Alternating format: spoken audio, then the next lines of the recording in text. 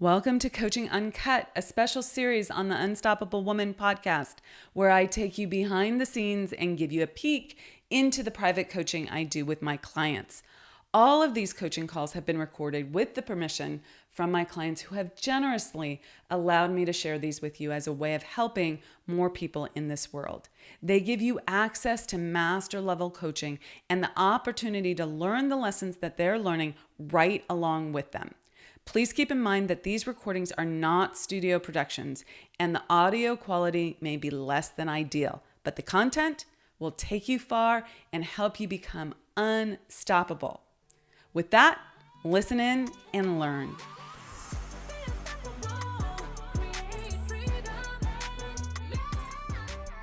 In this episode of Coaching Uncut, we are going to be talking about what to do when you know what to do, but you just aren't doing it. This comes up so often, especially for women who've got a lot on their plate, are super smart, they're driven, they want to do a good job, excellence is high on their list, and yet they seemingly are overcommitted or not doing the needle moving action that they know that they need to do. So in this episode, we are talking about the importance of intentionality and connecting that to accountability and the concept of making love to the numbers. Use this episode and map it to your life and what you need to track and move the needle on. Here we go.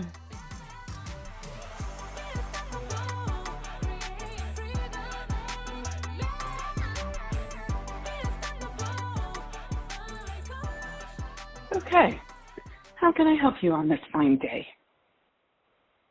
I don't know. And if you did know? No, I mean, I'm in this place where I'm like, I know what I need to be doing. I got to just get on and do it. And yeah, like I'm not feeling, there's no new stuckness to explore, you know what I mean? Like, I'm just kind of like, okay, today on the agenda is reaching out to all these hundreds of people who reacted very happily to my LinkedIn post, and where could I get, I've already been doing that, but targeting more of the women in particular, inviting them into my group. Do they know anyone who needs this kind of help? Do they want to talk? Blah, blah, blah, blah. So that's just one example of, many things that I have on the agenda. But I feel like for me, it's a question of continuing to take the action that I need to take. And then when I run into a challenge, which I'm sure I will, then I would have something to solve. But in this moment, I'm kind of, Well, let's have a discussion about, are you doing, so this is a clarifying question. Accusation. Are you, when you say you know what to do, you just need to do it, are you doing that work, and are you doing it as quickly and in as focused a manner as you perceive is appropriate? I think it's about speed and volume is where there's room for more. So what gets in the way for you of speed? Yeah. Sorry, I'm just letting it filter through my brain. The speed thing is probably more the wanting, it's the fear. It's the, I spend too much time thinking about something before doing it. And I'm getting better at that, but I recognize that there's room to make more of a leap there. So what gets in the way is the usual suspect of fear. It may not show up that way in the moment, but I know that that's what's underneath it all. Fear of embarrassment, it's the usual things we've been through 100 times. That's why I'm sort of loath to bring them up, because it's perfect time to bring it up. So don't loathe to bring it up. I understand, like, okay, this is the same pattern. I know what the coaching is on this. Why am I not doing it? Well, let's dig in there. Okay. Right. So I would like you to, in this moment, from this level of awareness, from this position, having, now left the corporate world and dropped into your existing, your business full time, right? Yep. From this place. Yep. How would you like to show up? So, like, this is where intentionality comes in. Mm-hmm. What is your intention? And if you don't clarify the intention, you won't be able to go there. It's like the GPS. If you don't lay out exactly what you want, how will you ever achieve it? And this is where the terror barrier shows up for a lot of people, because, as you're well aware of, and I'm just going to reiterate and connect the dots on it, that it's when we're uncertain about whether we are going to be successful, and we have the fear of failure, rejection, shame, all of that sort of disappointing yourself, all of that, then we don't want to articulate the goal, because then we might not achieve it and thus fulfill on that fear. Our subconscious would prefer to keep us in confusion, because then you won't have been clear about what you want to achieve or not achieve, or which direction you want to go in, or what done looks like, because then, maybe you got it done, maybe you didn't. I won't have to face that. Right. Okay? Right. So, and this is something that we're going to be going over in the masterclass for the Spirit of Wealth coming up. I'm going to, at least in theory, today, my plan is, might change, don't hold me to it. Because I do, you know how it is. I do get new drop-ins, and I'm like, this is what I need to be teaching right now. But my plan is to teach on this topic, which is, visioning, clarity, when to focus on the big picture, when to focus on the small thing. And the answer is you need to do both. And what I would like you to start doing at either the beginning of the day or at the end of the day for the next day, is getting really intentional about how you want to show up. Now, right now, you don't have a big team, you don't have a ton of clients, you don't have a lot on your calendar, okay? But when you do but now is the time to get very practiced in using your calendar as a tool of intention. Right. So here are a couple ways that I use it. Either the night before or morning of, I will look at my calendar and I'll see what's on my calendar, and I will take pen to paper. If I don't use a pen to paper, if I just think it, I go into distraction. That's me. I have great focus. I have great focus in some areas, but this is a place where I will drift. And so I will look at my calendar. Oh, coaching call with, how do I want to show up? Fully present. Okay. That's all I have to do there. Okay. Then we have a marketing meeting, supportive, clarifying my needs, right? Like I'm looking at my calendar today and I'm saying, this is how I want to show up, and this is what done looks like. So in a coaching call, I might not have a lot of this is what done looks like specifics, because that's different for each client. But I do have presence is a big one for almost always, but depending on the client, I might have a different secondary intention as well. Okay. With my meetings, it might be, done in the marketing meeting looks like, my intention is to be supportive, call them forward, and create a deadline for this because this is slipping, right? Like this is what done looks like. Get through the agenda. This is what done looks like.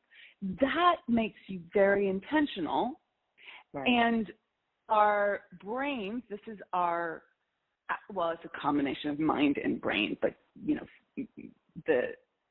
the thinking process and the physiology together is at play here. But the part of your brain that works well with this is called the reticular activating system. I am not a neuroscientist. I don't know much more about it than the fact that its job is to go find ways for you to achieve what you've said you want to see, have, be, do, all of that. Okay? So if you don't set intentions for the day, it doesn't go looking for how to achieve that. If you do set intentions for the day, then you're working with yourself. It will go sort.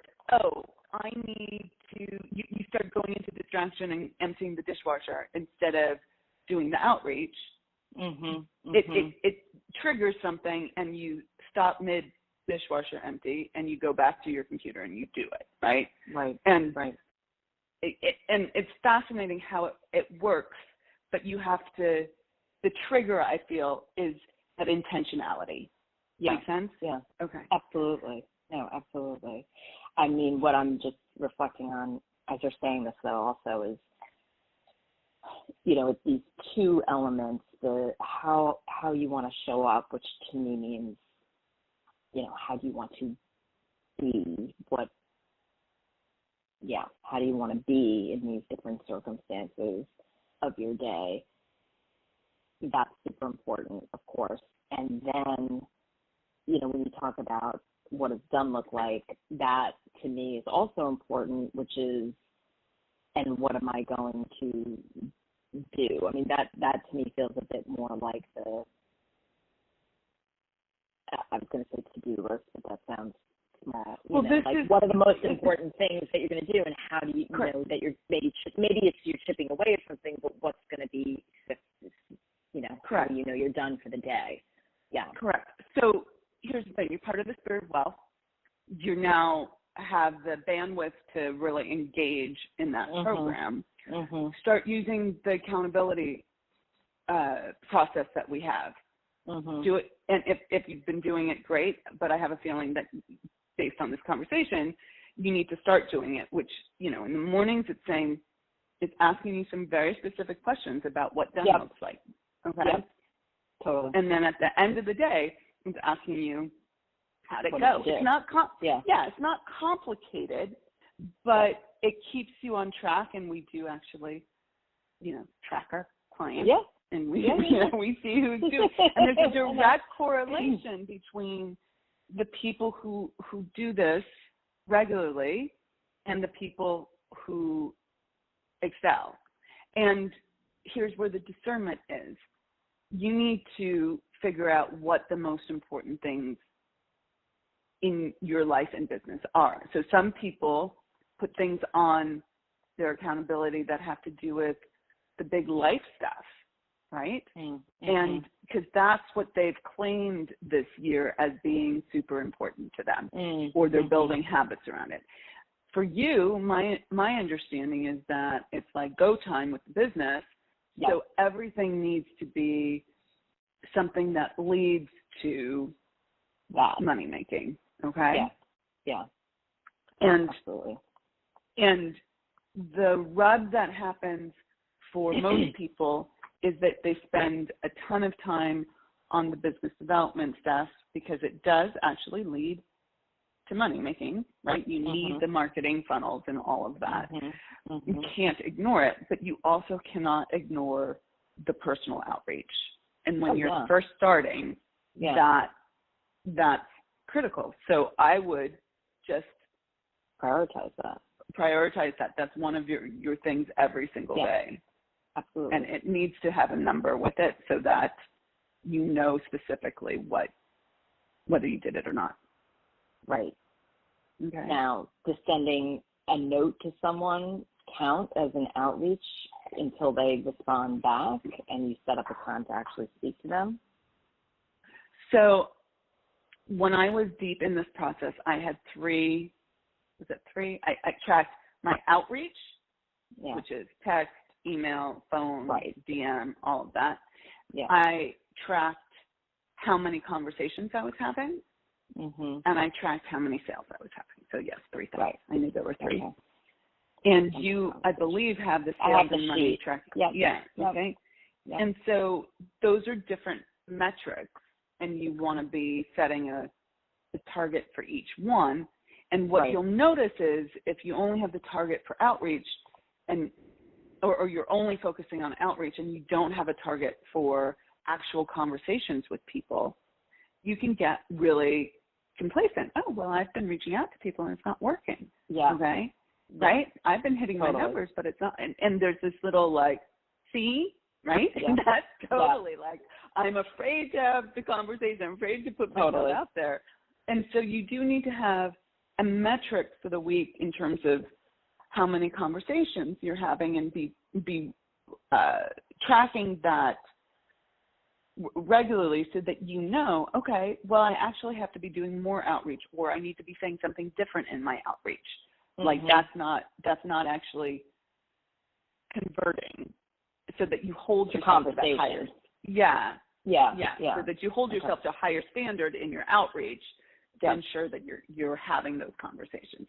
And all of it works together, because if you think that you need to have 3 conversations a week, but you really close 1 out of 10 sales conversations, Mm-hmm. or Mm-hmm. 3 out of 10 sales conversations, Mm-hmm. you didn't necessarily have 10 conversations that week. So you're going to get discouraged, or you're not going to think it's working, or you actually need to up the number of conversations you're having so that you convert at a higher level.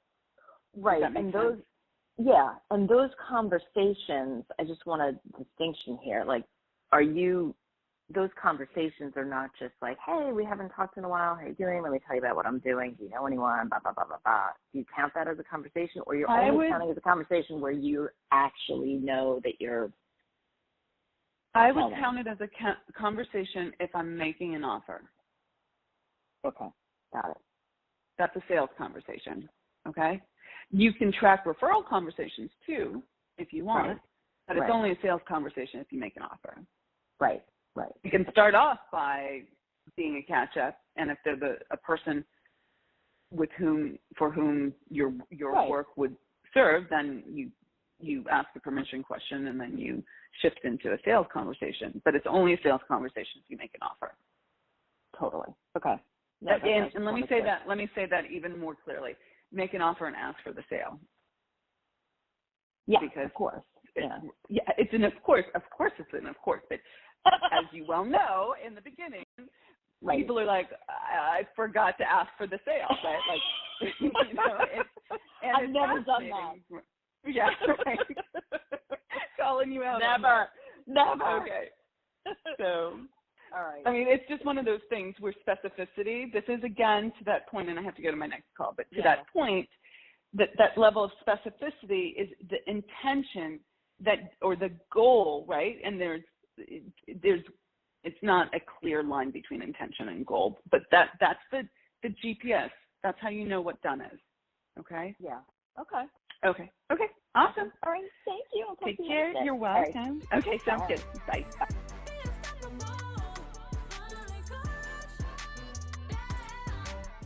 Thank you so much for joining us for Coaching Uncut. If you loved what you learned today, please leave us a comment and let us know. We always love a thumbs up or a 5-star review, so thank you in advance for that. And if you want to take your life and your business to the next level and it's time to scale, please reach out to us and schedule a consult at theunstoppablewoman.com/next level. So that's theunstoppablewoman.com/next level. See you in the next episode. Rock it out and be unstoppable.